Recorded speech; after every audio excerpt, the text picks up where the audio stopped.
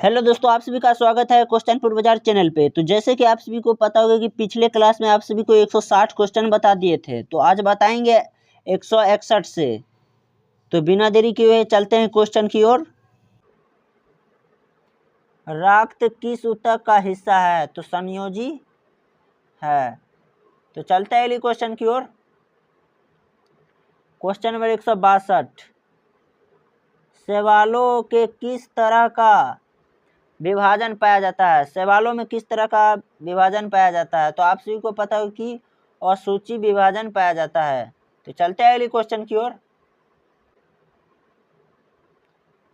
Question number 163, समसूति विभाजन कौन सी कोशिका में होता है? तो आप सभी को पता हो कि देही कोशिका में होता है। तो चलते हैं अगले क्वेश्चन की ओर। क्वेश्चन नंबर 164, स्नायु और कंडरा किस ऊतक के बने होते हैं? तो आप सभी को पता होगा कि संयोजी ऊतक के बने होते हैं। तो क्वेश्चन नंबर 165, कोलेजन को जब जल में उबालते हैं वह इसमें परिवर्तन हो जाता है। तो आप सभी को पता होगा कि जिलेटिन है। तो चलते हैं अगले क्वेश्चन नंबर 168, पौधे के तने की परिधि में वृद्धि किसके कारण होती है? तो आप सभी को पता होगा कि होता है। तो चलते हैं अगले क्वेश्चन की ओर। क्वेश्चन नंबर 169, रुधिर में वास्तविक कोशिका कौन सी नहीं है? तो आप सभी को पता होगा कि प्लेटलेट्स है। तो चलते हैं अगली क्वेश्चन की ओर। क्वेश्चन नंबर 170, किसके अत्यधिक खींचे जाने से मोच आ जाती है? तो आप सभी को पता होगा कि लिगामेंट होता है।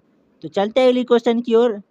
क्वेश्चन नंबर 171, कंडरा एक संचार है जो जोड़ने का काम करती है। तो आप सभी को पता होगा कि पेशे को अस्थि से। तो चलते हैं अगली क्वेश्चन की ओर।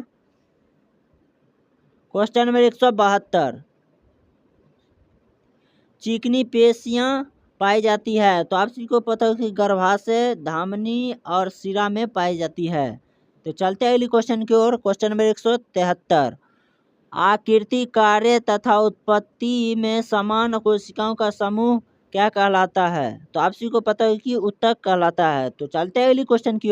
क्वेश्चन नंबर 174, पौधे की लंबाई किसके द्वारा बढ़ती है? तो आप सभी को पता होगा कि शीर्षस्थ विभोजक के कारण बढ़ता है। तो चलते हैं अगली क्वेश्चन की ओर। क्वेश्चन नंबर 175, कोशिका विभाजन किस तक सीमित है? तो आप सभी को पता होगा कि विभोजक कोशिकाओं तक सीमित है। तो चलते हैं अगली क्वेश्चन की ओर।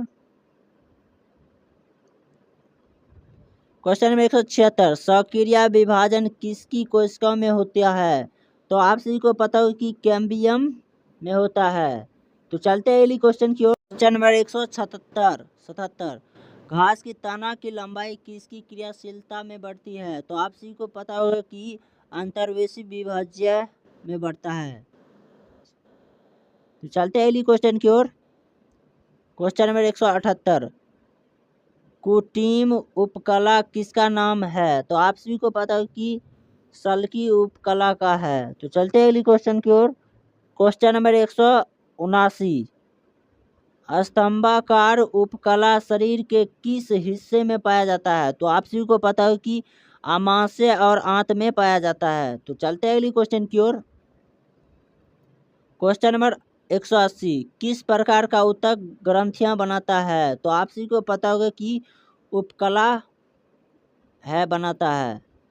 तो चलते हैं अगली क्वेश्चन की ओर। क्वेश्चन नंबर 181, गति कायम ऊतक क्या है? तो आप सभी को पता होगा कि संयोजी ऊतक है। तो चलते हैं अगली क्वेश्चन की ओर। क्वेश्चन नंबर 182, सजीव वर्ग का वर्गीकरण किसने किया? तो आप सभी को पता होगा कि रॉबर्ट हिटेकर ने किया। तो चलते हैं अगली क्वेश्चन की ओर। क्वेश्चन नंबर 183, बायोफाइटा के अधीन आता है। तो आप सभी को पता होगा कि मेचेटिया जीन्स आता है। तो चलते हैं अगले क्वेश्चन की ओर।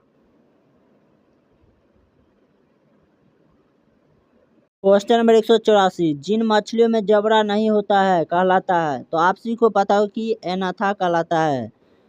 क्वेश्चन नंबर 185, नेफेरिया किसका उत्सर्जी अंग है? तो आप सभी को पता है कि संघ एनेलियाडा का है।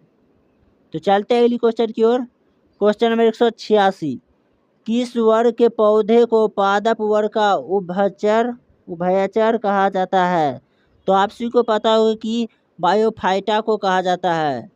तो चलते हैं अगली क्वेश्चन की ओर। क्वेश्चन नंबर 187, अमीबा निम्नलिखित में से किस वर्ग का प्रणाली है? तो आप सभी को पता होगा कि प्रोटोजुआ वर्ग का प्रणाली है। तो चलते हैं अगली क्वेश्चन की ओर। क्वेश्चन नंबर 188, अमीबा और पैरामीशियम किस संघ के प्रणाली है? तो आप सभी को पता होगा कि प्रोटिस्टा का है। तो चलते हैं अगली क्वेश्चन की ओर। क्वेश्चन नंबर 190, पेरिफेरा फाइलम किस संघ का जंतु है? तो आप सभी को पता होगा कि स्पंज जंतु का है। क्वेश्चन नंबर 151, आर्थ्रोपोडा का उदाहरण है? तो आप सभी को पता होगा कि मकड़ी आर्थ्रोपोडा का उदाहरण है। तो चलते हैं अगली क्वेश्चन की ओर। उदाहरण है। तो चलते हैं अगली क्वेश्चन की ओर। क्वेश्चन नंबर 192, मोलस्क फाइलम का जंतु कौन सा है? तो आप सभी को पता हो कि ऑक्टोपस का जंतु है। तो चलते हैं अगली क्वेश्चन की ओर। क्वेश्चन नंबर 193, वह कौन सा समूह है जिसके प्राणियों की पूर्वग्रह रुधिर से भरी होता है? तो आर्थ्रोपोडा। तो चलते हैं अगली क्वेश्चन की ओर। क्वेश्चन नंबर 194, सुपरिभाषित केंद्रक किसमें नहीं पाया जाता है? तो आप सभी को पता होगा कि नीलहरित शैवाल में नहीं पाया जाता है। तो चलते हैं अगली क्वेश्चन की ओर। क्वेश्चन नंबर 195, गति की एसआई इकाई है? तो आप सभी को पता होगा कि गति की एसआई इकाई है मीटर प्रति सेकेंड। क्वेश्चन नंबर 196, दो बिंदुओं के बीच सबसे छोटी दूरी कहलाती है? तो आप सभी को पता होगा कि विस्थापन कहलाती है। तो चलते हैं अगली क्वेश्चन की ओर। क्वेश्चन नंबर 197, गति परिवर्तन का दर क्या कहलाता है? तो त्वरण कहलाता है। तो चलते हैं अगली क्वेश्चन की ओर।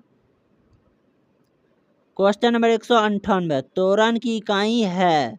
तो आप सभी को पता होगा कि मीटर प्रति सेकेंड स्क्वायर है। तो चलते हैं अगली क्वेश्चन की ओर। क्वेश्चन नंबर 199, विस्थापन एवं समय की बीच की ग्राफ का ढाल देता है? तो आप सभी को पता होगा कि वेग होता है। तो चलते हैं अगली क्वेश्चन की ओर। क्वेश्चन नंबर 200, वेग एवं समय के बीच के ग्राफ का ढाल देता है? तो आप सभी को पता होगा कि त्वरण होता है। तो चलते हैं अगली क्वेश्चन की ओर। क्वेश्चन नंबर 101, एक वृत्तीय पथ का विस्थापन होता है तो शून्य होता है। आज का वीडियो यहीं पे समाप्त करते हैं। तो मैं आशा करता हूँ कि आप सभी को वीडियो थोड़ा भी अच्छा लगा होगा। यदि थोड़ा भी अच्छा लगा है तो आप सभी इस वीडियो को लाइक करें, चैनल को सब्सक्राइब करें और शेयर कर सकते हैं, कोई दिक्कत की बात नहीं है। धन्यवाद, अगले वीडियो में मिलते हैं।